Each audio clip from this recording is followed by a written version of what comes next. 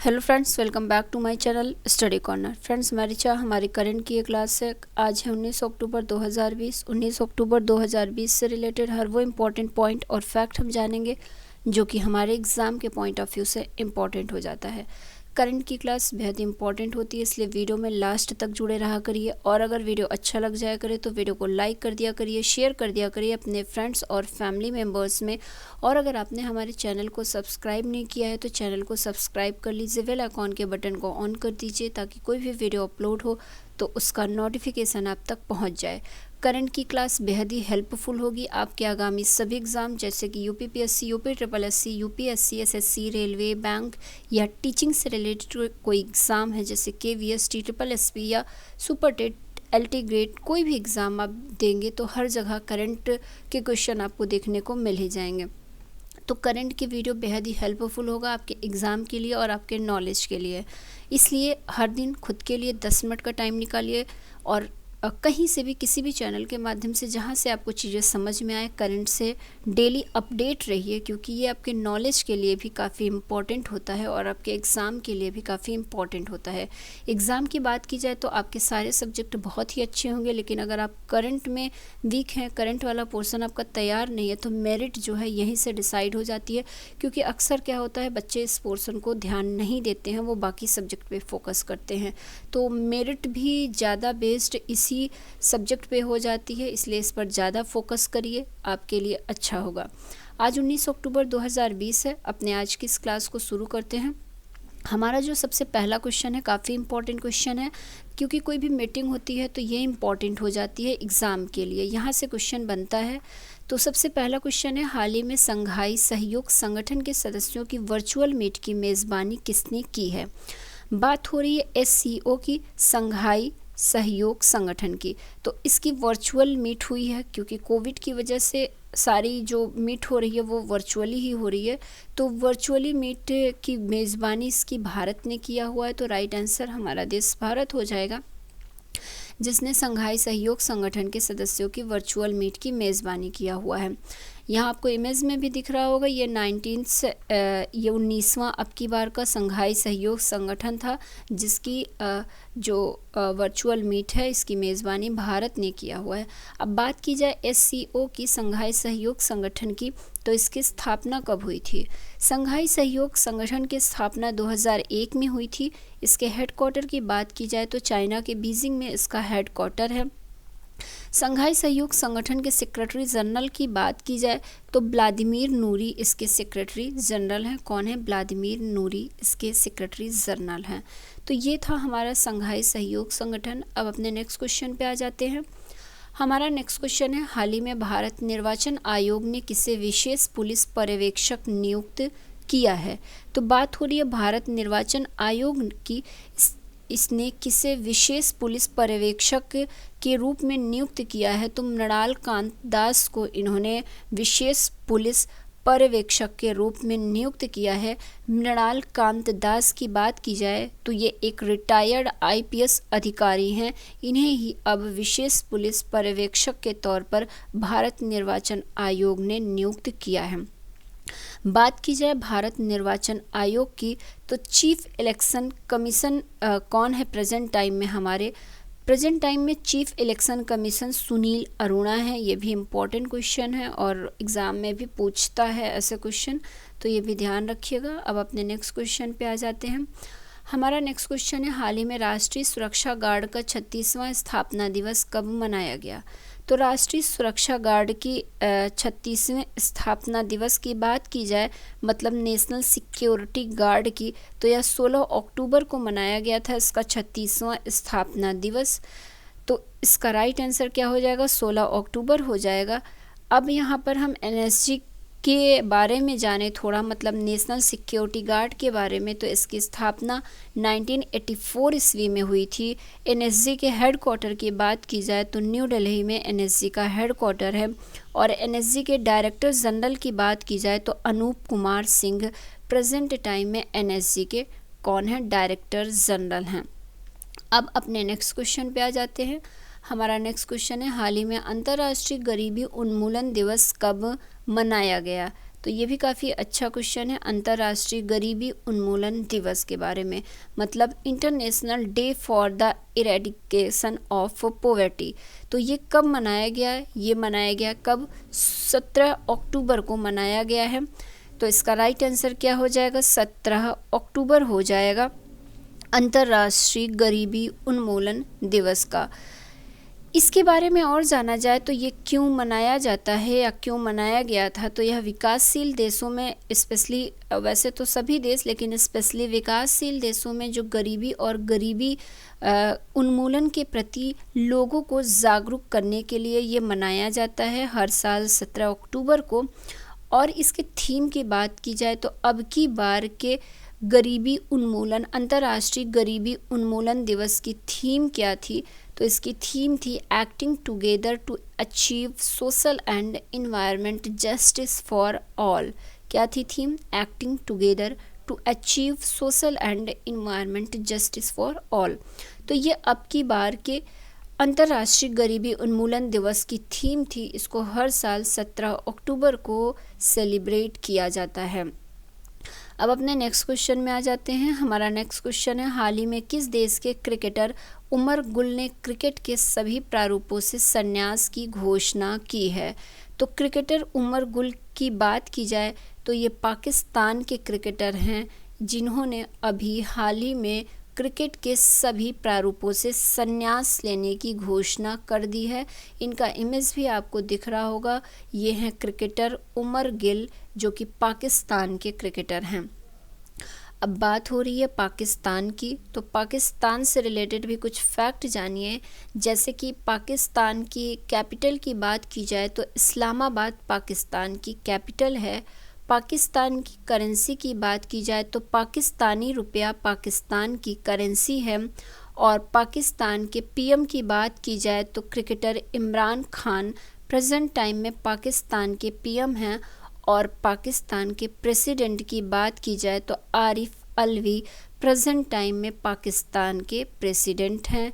भारत और पाकिस्तान के बीच एक ये पूछता है कि भारत और पाकिस्तान के बीच कौन सी लाइन है, तो रेड क्लिफ रेखा जो है वह भारत और पाकिस्तान के बीच है। इसी तरह से अब आप बताएंगे कि भारत और अफ़गानिस्तान के बीच कौन सी रेखा है जो कि दोनों को डिवाइड करती है। नेक्स्ट क्वेश्चन है, हाल ही में भारत और किस देश के बीच वेबिनार और एक्सपो आयोजित किया गया? तो यहाँ पर भारत और किस देश के बीच वेबिनार एक्सपो का आयोजन किया गया? यह रक्षा क्षेत्र में वेबिनार और एक्सपो को आयोजित किया गया है भारत और कजाकिस्तान के बीच।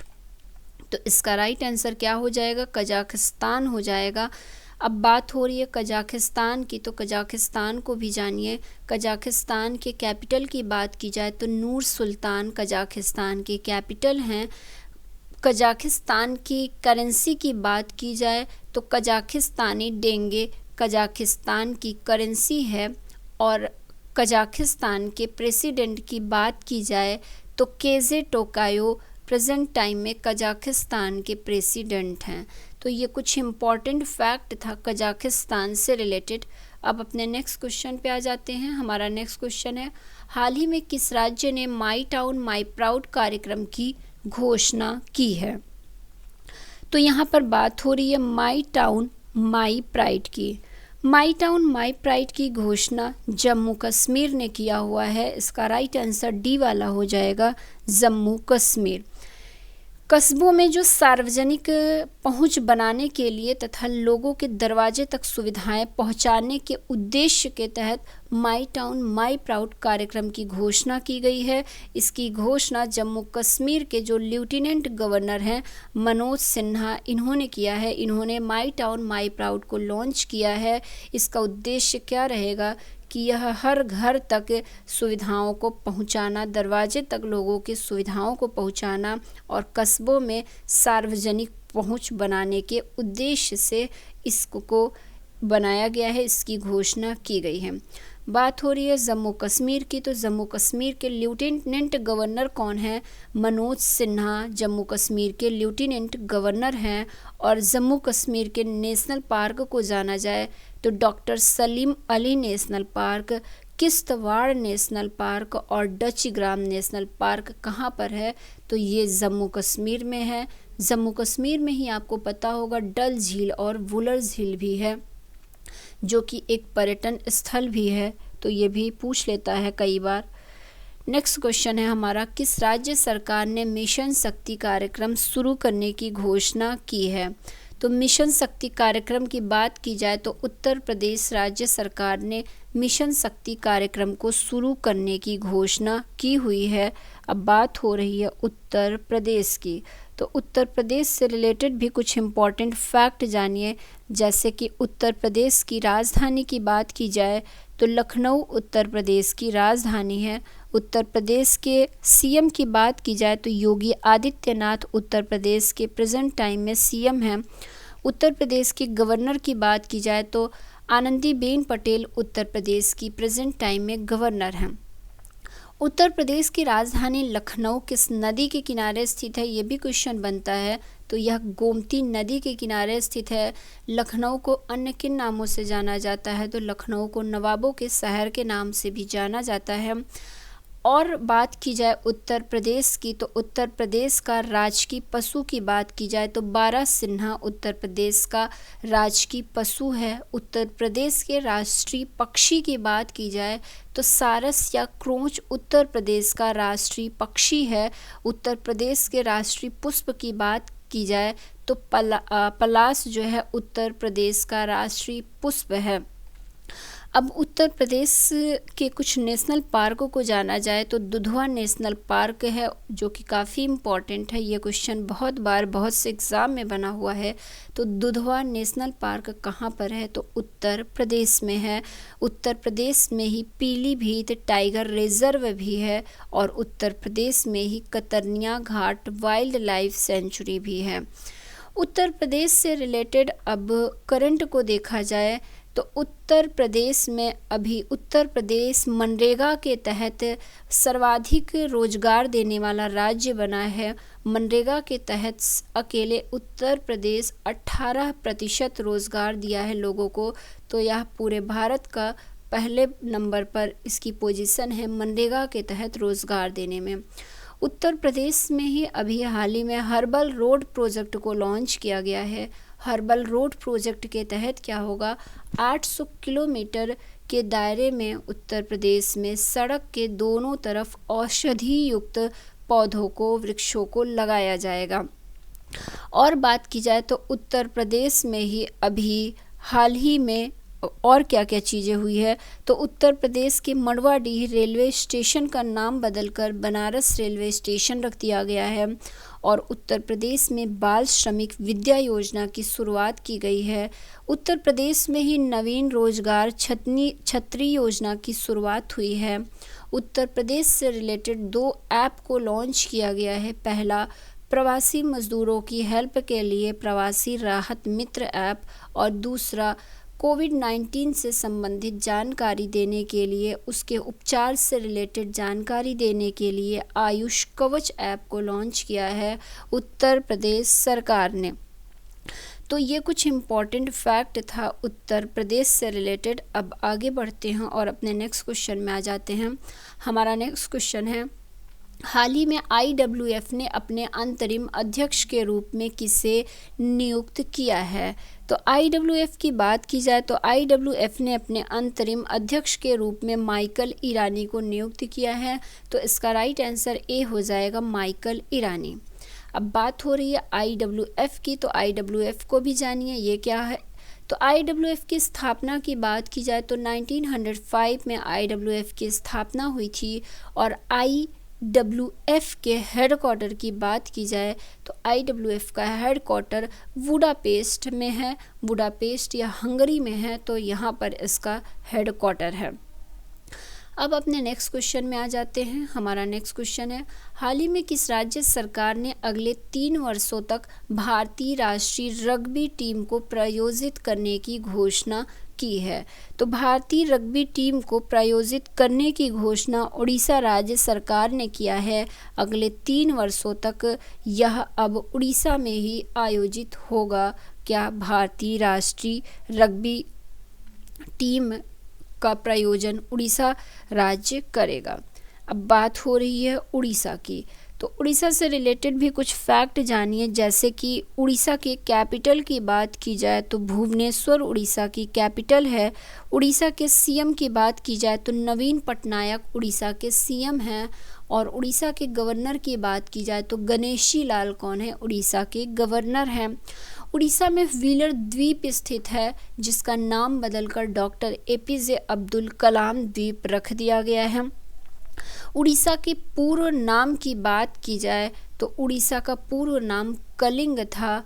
उड़ीसा दिवस या उत्कल दिवस कब मनाया जाता है, तो ये हर साल 1 अप्रैल को सेलिब्रेट किया जाता है, उड़ीसा दिवस या उत्कल दिवस।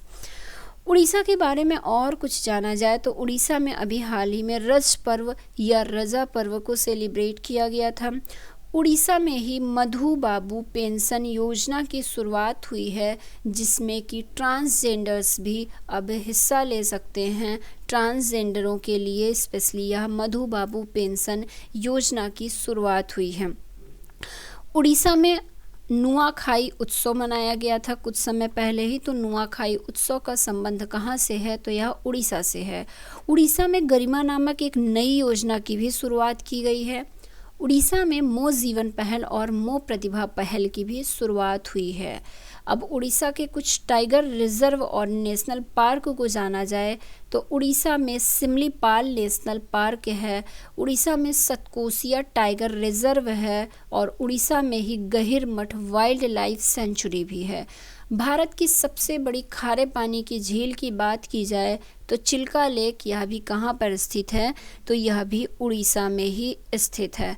तो ये तो रहा उड़ीसा के बारे में। इतने क्वेश्चन तो आपके ज़ुबान पे रटे होने चाहिए, क्योंकि ये चीज़ें हम हर दिन डिस्कस करते हैं अपनी क्लास में।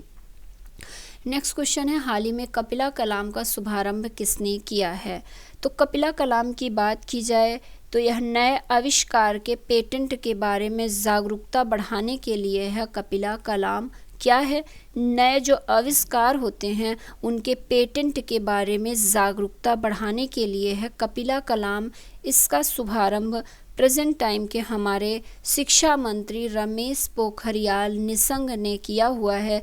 तो इसका राइट आंसर डी हो जाएगा, रमेश पोखरियाल निशंक ने कपिला कलाम का शुभारंभ किया हुआ है। अब अपने नेक्स्ट क्वेश्चन और आज के इस वीडियो का लास्ट क्वेश्चन ये रहेगा, हाल ही में किसके द्वारा लिखित किताब द बैटल ऑफ बिलोंगिंग का विमोचन हुआ है। तो द बैटल ऑफ बिलोंगिंग का विमोचन ये किसने किया हुआ है, तो यह किसकी किताब है, तो यह शशि थरूर के द्वारा लिखित किताब है। जैसा कि आपको यहाँ इमेज में भी दिख रहा होगा, द बैटल ऑफ बिलोंगिंग। तो यह किसकी पुस्तक है, शशि थरूर की पुस्तक है। तो बुक से रिलेटेड भी एक क्वेश्चन एग्जाम में देखने को मिल जाता है। तो हम हर वो इम्पॉर्टेंट बुक को भी डिस्कस करते चलते हैं जो कि इम्पॉर्टेंट हो जाता है एग्ज़ाम के लिए। बाकी एक वीडियो में 2020 के सभी जो लेटेस्ट बुक आए हुए हैं उन पर भी बना दूंगी, ताकि आपको रिवाइज करने में आसान हो। वैसे तो हम अपनी करंट की क्लास में इसको डिस्कस करते ही हैं। तो ये बुक है शशि थरूर की। तो आज का हमारा ये वीडियो यहीं पर ख़त्म होता है। वीडियो कैसा लगा हमें अपनी सजेशंस ज़रूर दिया करिए, अच्छा लगे तब भी और बुरा लगे तब भी।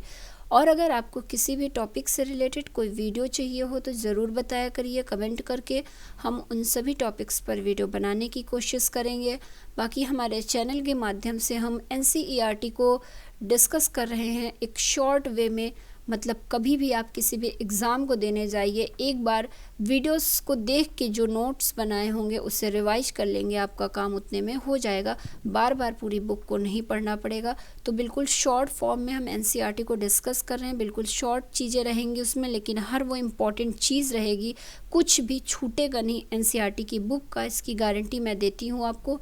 तो वीडियो से जुड़े रहा करिए। जितने भी वीडियो हमारे चैनल पे अपलोड होते हैं सब आपके एग्ज़ाम के लिए हेल्पफुल होते हैं, और हम उन्हीं वीडियो पर फोकस करते हैं, उन्हीं टॉपिक्स पर फोकस करते हैं जहां से मैक्सिमम क्वेश्चंस को एग्ज़ाम में सॉल्व कर सके। तो अगर वीडियो आपको अच्छा लगा करे हमारे चैनल का, तो चैनल को सब्सक्राइब कर लीजिएगा और वीडियो को लाइक कर दिया करिए, शेयर कर दिया करिए अपने फ्रेंड्स और फैमिली मेम्बर्स में, ताकि आपके साथ साथ उन्हें भी अच्छी चीज़ों का बेनिफिट मिल सके। अपने नेक्स्ट वीडियो में हम फिर से मिलते हैं, तब तक के लिए धन्यवाद।